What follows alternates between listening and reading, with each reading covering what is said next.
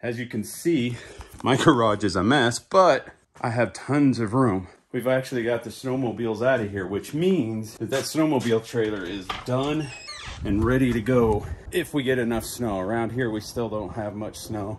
I mean, we could drive 4 or 5 hours away, but I don't have the time to get off from work.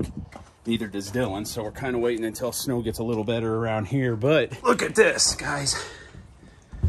Snowmobiles, coats, helmet racks, gloves. I still have to fill this cabinet. I still have some stuff in the garage that I need to put in this cabinet, but she is done, ready to go. When we put these two sleds in, Dylan's and my sled in here, we actually put them in on this side over here, and we put them end to end, and those are 162 tracks. So we can actually put 4 162, 163 tracks in this trailer, which is awesome if we wanted to upgrade. But I think Dylan and I want to upgrade to 155s. Seems a little better in the trees and stuff to have that shorter track. The inside of this snowmobile trailer is done, but on the outside, we have a couple things we need to take care of today. One of those things is on the top of this trailer, there is a spot that is leaking, and I don't know how well you can see it, but over there, on that side of the trailer, the roof, this caulking's come loose and water's just dripping down in there. So I've got some caulking that I went and bought this morning. I'm gonna go ahead and caulk that edge where I see a bunch of it cracking. I'll go around the whole trailer and just double check to make sure I'm not missing any spots, but I think it's really bad over there. So let's get to caulking this roof, and then after that, I've got a surprise for that Jeep right there that we're gonna work on afterwards. So let's get our stuff together so we can work on that side of the trailer, get that caulked before the sun gets down too far, and then I'll show you what I have for this Jeep. Alrighty guys, I'm up here. As you can see, all through here, I even have a chunk of caulking missing here. It's just cracked, old, and it hasn't been done in a while. So what I'm gonna do is I've got some of this non-leveling sealant. Use it a lot on RVs, and what I'm gonna do is I'm just gonna run a bead down however far it goes down. I'm gonna check this thing all the way around, and I'm going to caulk this up and clean it up and then caulk it up, and it should be good from there. So let's get started cleaning the surface so that caulking will stick to the old caulking, and then I'll run a bead and then just take a putty knife, wipe it down smooth.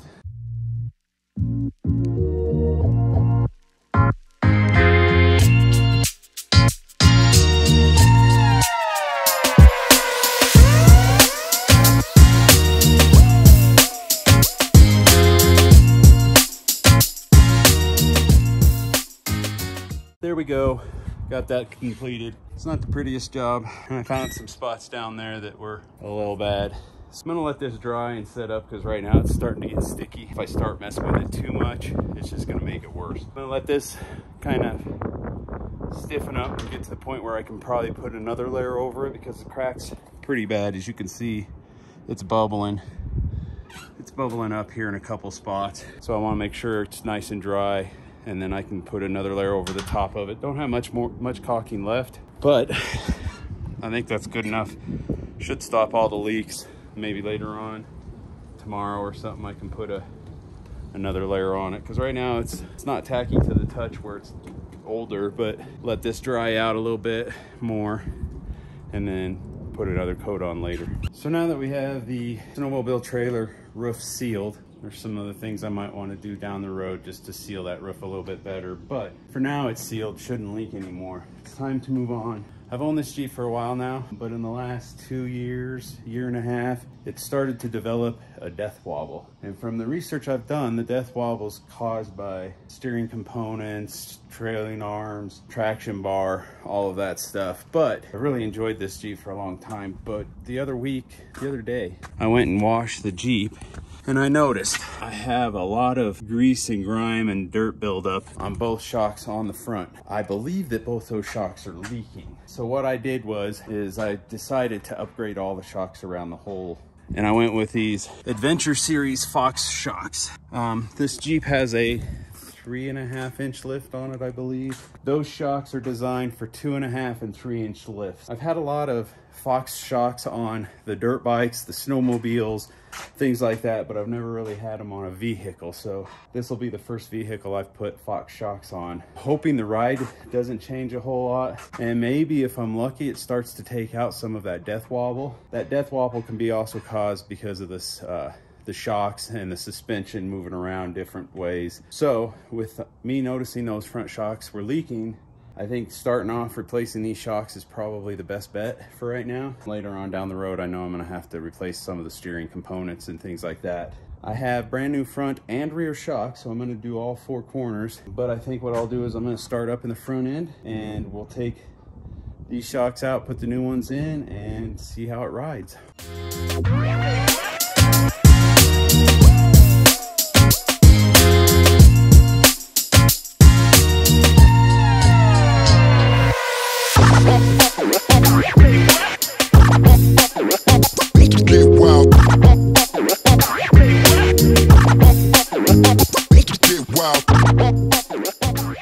So I got the old shock out. As you can see, it's a Terraflex 9550. But if you look at it, look at all that grime and junk all over it. It still has a pretty good rebound on it. I mean, if I turn it upside down, it's still pretty stiff. I get it turned down all the way. It does have a slow rebound, but on these new ones, I'm not exactly sure how. Yeah, so it's about the same. Now I screwed it up. But the rebounds are about the same, maybe. But I'm gonna put all the parts and pieces together for this, and we're going to install it. I think I'm going to do is I'm just going to use my press or my vise to see if I can slowly press in that bushing. And it should just pop here in a minute, or not. I am not sure that's going to work.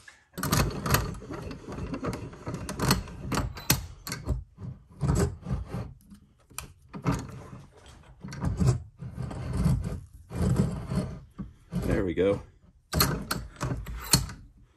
Voila. Might have been a little too far, but we can fix that. Just swap it around. A little bit of a push. And there we have it. A pushed in bushing, and it's not too tore up either. So we are ready to install this.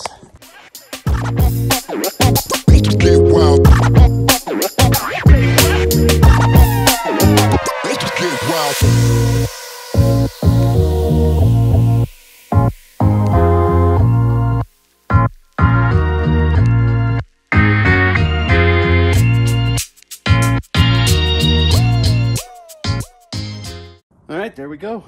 One shock in and looking good. So now all I have to do is copy the same thing on the other side. And then once I get that done, we can move to the back. I'm running out of time, but hopefully I can get the back done today, but I need to jump to that other side. I'm not gonna film it. It's the same as this side. Bunch of open bolting, putting in new things and tightening everything up. So let's get the other side done and tight, and then maybe we can jump to one of the back ones and show you how it's done. There we go. We've got 2 front shocks. That's driver's side. This is passenger side. And there we go. We have 2 brand new Fox shocks. Kind of a little worried about this line. I might grab some zip ties. Maybe zip tie it to the front there. Just to keep them out of the way, because on both sides they're kind of at the point where the shock, I don't think the shock will bottom out. Just in case, I want those brake lines out of the way. It's a little later in the afternoon. Shouldn't take me too long to do those back shocks. It's just a matter of filming, setting things up. It takes forever. I'm gonna clean up what I've got out tool-wise for the front, and I'm gonna get my tools ready for whatever's on the back.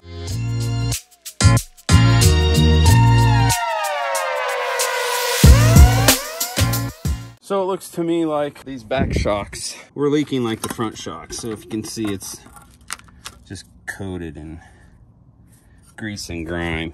So it's a good thing I bought all 4 corners. So now we got to do the same thing that we did on the front. We've got to press this little bushing and sleeve into the bottom, and then we can bolt it up top slide it into place, cut the strap, and hopefully just slide the bolt in fairly easy. So I'm gonna go to the garage, I'm gonna press this in, come back and install.